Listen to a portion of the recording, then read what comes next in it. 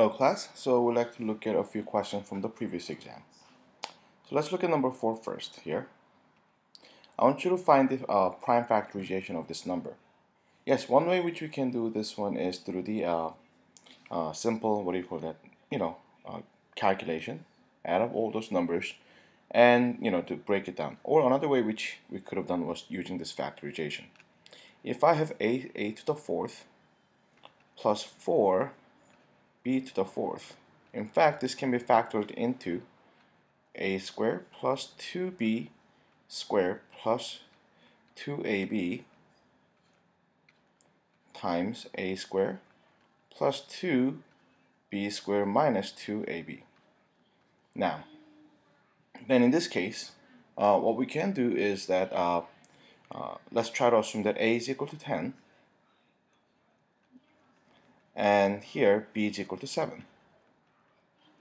That means this number can be factored into here 10 squared plus 2 times 7 squared plus 2 times 10 times 7 and then times 10 squared plus 2 times 7 squared minus 2 times 10 times 7. Alright, so let's try to look into this one, see what we end up getting. Here we get this one is 100. Now plus this one becomes 98. Now this one becomes 140.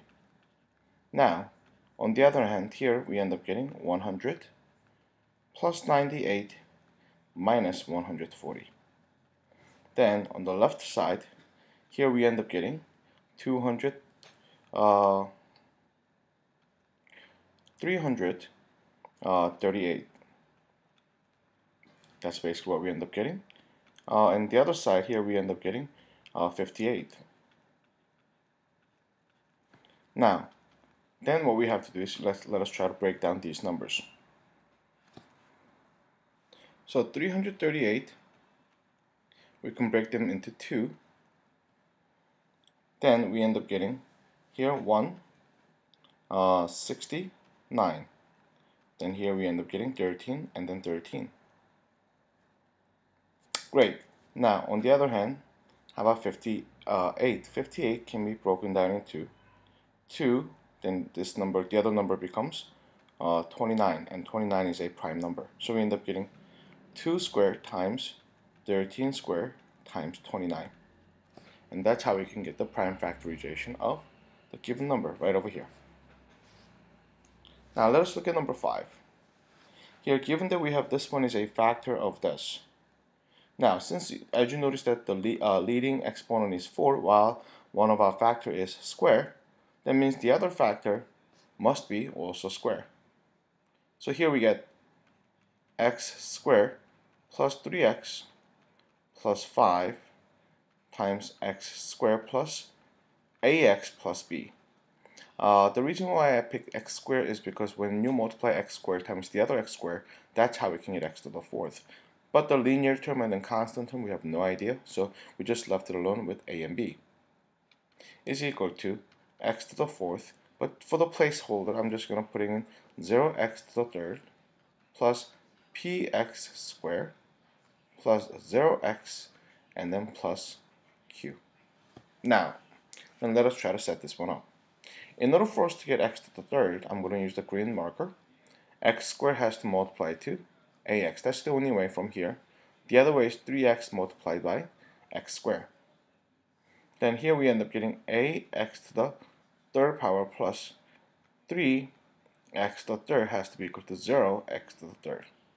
And this tells us that a must be equal to negative 3. So we now know one number. Let's look at, I'm going to use the blue to get to the square term. How can we get the square term? X squared can multiply to b. That's one way. Or 3x can multiply to ax.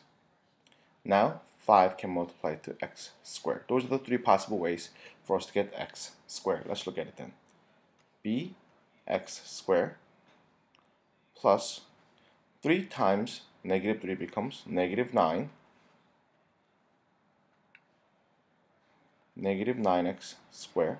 And 5 times x squared becomes plus 5x squared must be equal to px squared. This tells us that b minus 4 must be equal to p. Now, how about the third relationship, which is, I'm going to use the black for this one. That means in order for us to get x by itself, we have to multiply 3x by b and 5 by ax. Now then we end up getting 3bx, and those are the only two ways for us to get x term anyway. Now 3bx and then plus 5 times, since a was negative 3, negative 3x becomes in fact negative 15x. Has to be equal to 0x. That means here we get b has to be equal to 5. Then that tells us that p has to be equal to 1, because 5 minus 4 equals 1. How do we get q? Q is the constant term. Only way that's possible is the last two numbers multiplied together, which is 5 times another 5. So q becomes 5 squared, which is equal to 25. That means p is equal to 1, q equals 25. Therefore, our final answer becomes 26. Now, number 7. We want to factor this one? Yes, if you simply assume x squared minus 2 is some sort of a term, then we can assume that this one, or you can even assume that u equals x squared minus 2. And this can be simplified into 3 times u squared plus 5u minus 2. Now, can you factor this one? Yes, we can. This in fact becomes 3u and then u, and here we end up getting plus 2 and then minus 1 will get us the 5 in the middle. Then, since u was equal to x squared minus 2, what we can do is this: 3 times x squared minus 2 minus 1 times the other one becomes x squared minus 2 plus 2. Now notice that these two cancels out.